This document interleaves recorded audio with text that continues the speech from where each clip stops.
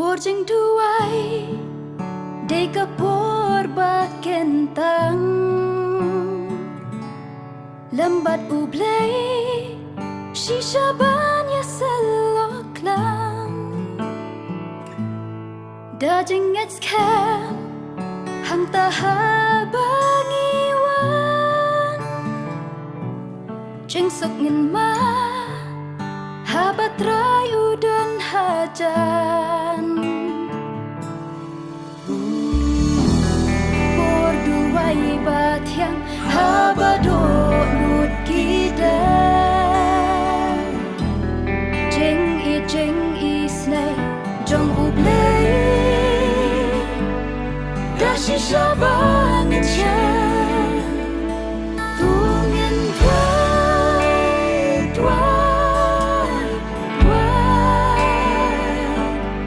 man kapor sha ublay ban phai ki jing tenju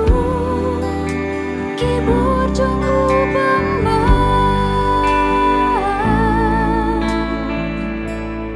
ya ki banjo daka borjeng duai ya ki banjo daka borjeng duai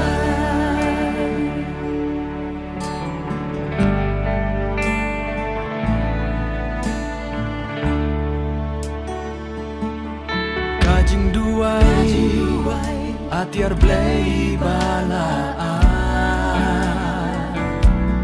habring katma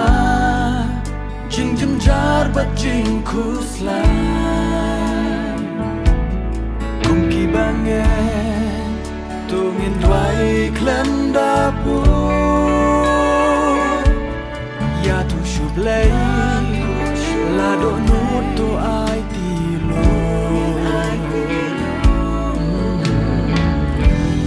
borduai bat yang habadonut kiden jing isnei jonglei dashi shabangin shen tungin duai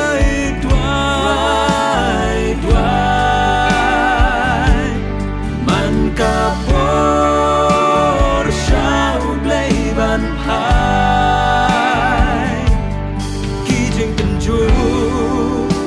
ki bor jong ubam ma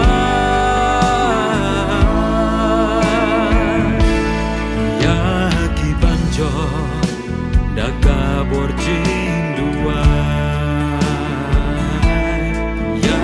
ki banjo daga borjing duai yai ne ha jing duai lay on ai bo